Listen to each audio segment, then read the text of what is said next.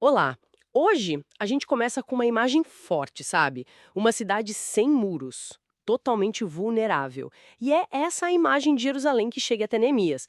É daí que parte nossa exploração. Exatamente. E o Neemias, bom, ele está bem longe dali. Está lá em Suzã, servindo o rei Artaxerxes. Um cargo importante, copeiro do rei, vida estável, mas... Distante do sofrimento do seu povo. E as fontes que a gente tem, né, o livro de Neemias na Bíblia, e também uma análise interessante sobre liderança e restauração, mostram bem o impacto disso nele. Pois né, chega um parente, Hanani, com notícias, assim, devastadoras. Muros no chão, portões queimados e o povo. Numa miséria, humilhado. E muros, naquela época, eram, nossa, mais que pedra, né? Era proteção, claro, mas também dignidade, identidade. A falta deles era um símbolo muito forte da situação. Com certeza. E a reação do Neemias é tipo visceral. Ele chora, fica de luto, jejua, ora. E não é só lamentar, sabe? Ele intercede, ele confessa as falhas do povo, mas também se apega nas promessas de É Deus. interessante como essa dor pessoal vira quase que imediatamente um senso de missão, né? Exato. Ele sente que precisa fazer algo. E aí ele ora pedindo favor do rei. E num momento de muita coragem, ele vai e pede permissão para ir reconstruir Jerusalém. E consegue. O rei não só deixa, como dá apoio. Cartas de recomendação, mateira para construção, até escolta. Neemias vê nisso a boa mão de Deus, como ele mesmo disse.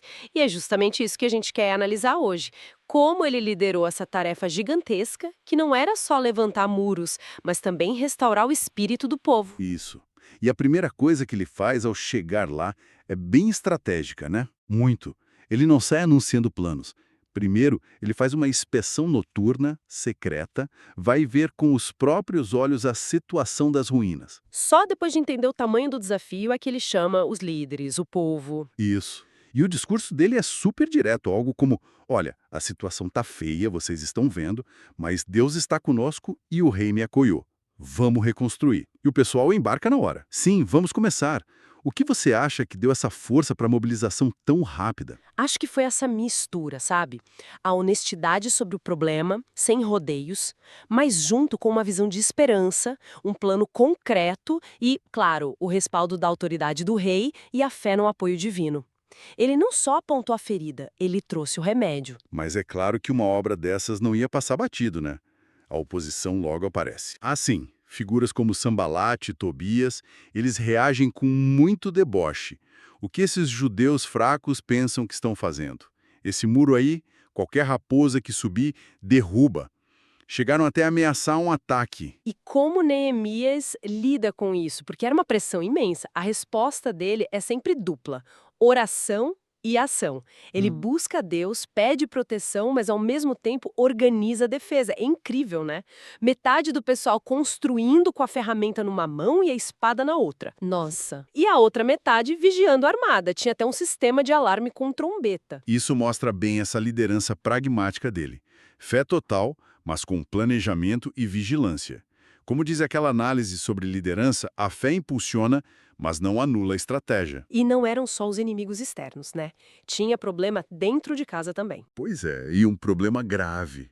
Uma crise social mesmo. Os próprios nobres e oficiais judeus estavam explorando os mais pobres. Juros altíssimos. Chegando ao ponto de hipotecarem as terras, venderem os filhos como escravos para pagar dívidas e os impostos do rei persa. Uma coisa terrível. Exato. E isso podia minar todo o projeto por dentro.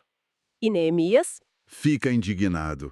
Ele confronta os nobres publicamente, usa argumentos fortes, o temor a Deus, a vergonha diante dos inimigos, e exige uma atitude concreta, devolver as terras, perdoar as dívidas. E ele mesmo dá o exemplo, né? Como governador, ele abre mão do seu sustento para mostrar que não estava ali para se aproveitar. Liderança pelo exemplo na veia. Isso foi crucial para manter a unidade. E apesar de tudo isso, ameaças, crise interna, tentativas de armadilha contra ele, Os muros ficam prontos. Em quanto tempo mesmo? Em impressionantes 52 dias. É tão marcante que até os inimigos tiveram que reconhecer que aquilo tinha dedo de Deus. com a segurança física resolvida, o foco muda, né? Aí entra Esdras. Sim, a restauração agora é espiritual. Esdras lê a lei de Deus publicamente para o povo todo ouvir. E a reação é emocionante, o povo chora, reconhece seus erros. Mas aí vem a instrução para não ficarem só no choro, mas celebrarem. A alegria do Senhor é a vossa força.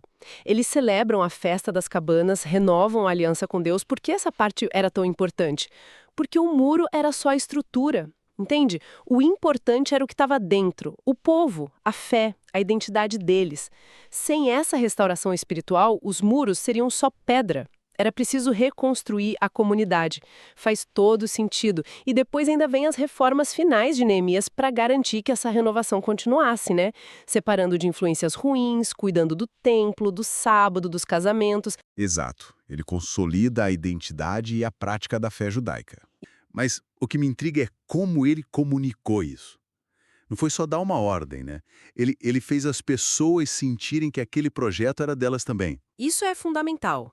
E o interessante é o que veio antes do anúncio público. Ele fez aquela inspeção noturna, sabe? Silenciosa, quase secreta dos muros. Planejamento prévio. Exatamente, mostra um líder que, tipo, entende o problema a fundo antes de propor a solução. Só depois ele mobilizou o pessoal. E como foi essa mobilização? Aí entra a estratégia.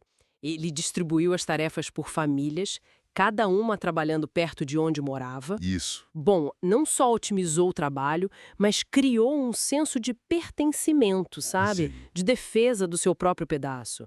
Foi uma logística, assim, brilhante para a época. E ele não ficou só no QG planejando, Sim. certo? Ele estava lá, no campo. Sim, totalmente. Botou a mão na massa. Os textos descrevem ele e seus homens trabalhando duro, dia e noite. Lembra dessa parte? Às vezes com uma mão na ferramenta e outra na arma, por causa das ameaças. Isso é liderar pelo exemplo, na prática. É isso mesmo. E essa resistência toda, de onde vinha? Porque, olha, ele enfrentou zombaria, ameaças de ataque, conspirações. Muita pressão. Muita. E a força dele não vinha só da estratégia, vinha de uma comunicação constante com Deus. Isso é fascinante. Como assim? A gente vê ele fazendo uma oração silenciosa, rápida, antes de falar com o rei Artaxerxes. Um momento de tensão altíssima, né? Nossa, sim. Ou quando a pressão aumentava dos inimigos, ele pedia direto: Deus fortalece as minhas mãos. Não era só um ritual, sabe? Parecia ser parte do processo de trabalho mesmo. Quase como se cada tijolo fosse colocado como oração junto. Exatamente essa imagem. Ação e fé eram tipo inseparáveis para ele. Isso muda um pouco a perspectiva, né? Deus não era só uma inspiração distante. Era um parceiro ativo, um protetor que ele chamava ali na hora. Com certeza. Aquela declaração dele no meio da crise, o nosso Deus lutará por nós, soa muito operacional, não só religiosa. Perfeito. É essa a sensação. E essa parceria ia além da proteção física, né? A reconstrução dos muros caminhou junto com a restauração espiritual do povo. Ah, a leitura da lei por Esdras. Isso. Aquela cena poderosa. O povo chorando, se arrependendo ao ouvir as escrituras. Fica claro que o objetivo de Deus não era só erguer pedras. Era restaurar corações também. Exatamente. Reacender a aliança, a identidade daquele povo com Deus.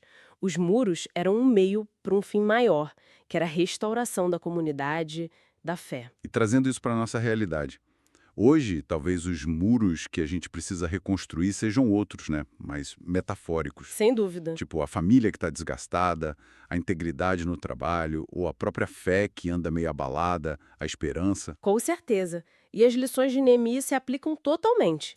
A gente precisa de uma visão clara, de planejamento, de dar o exemplo, de ser resiliente. Sim. Mas, voltando ao ponto central que você levantou no início, o diferencial no modelo de Neemias parece ser justamente essa integração consciente. A parceria ativa. A força para reconstruir de verdade parece vir dessa parceria ativa com Deus, dessa consulta constante, sabe? Reconhecendo que, no fim das contas, ele é um mestre de obras. Não é só ter fé passivamente, mas agir em fé. Essa ideia da ação humana e da confiança divina trabalhando juntas, como um motor duplo, é realmente poderosa. Neemias agindo, mas sempre conectado. Sempre conectado. E isso nos deixa pensando, né? Com certeza. Como seria se a gente aplicasse essa mesma integração, sabe? Ação prática bem pensada, trabalho duro, lado a lado com uma dependência espiritual genuína, com oração, buscando a orientação nos desafios de reconstrução que a gente enfrenta hoje. Pessoais, coletivos, que diferença isso faria na prática? E aquela análise sobre liderança sugere que essa história toda fala com a gente hoje, sobre os nossos próprios muros derrubados na vida pessoal, na família e na comunidade. É uma ótima aplicação. Neemias vira um modelo, primeiro reconhecer a situação real, por mais dolorosa que seja. Depois buscar a Deus orientação e força. E então agir com coragem, com estratégia, sem desistir. E o interessante é que ele era um leigo, um copeiro. Não era sacerdote nem general, mas liderou uma restauração completa. Mostra que a liderança eficaz muitas vezes vem dessa integração, né? Fé profunda, planejamento inteligente, coragem para agir e um olhar atento para a justiça social. Não dá para separar essas coisas. Então, resumindo essa jornada incrível, Neemias tira um polo da vergonha, da vulnerabilidade e o leva de volta para a segurança, para uma identidade renovada. Reconstruiu pedra, mas principalmente reconstruiu pessoas.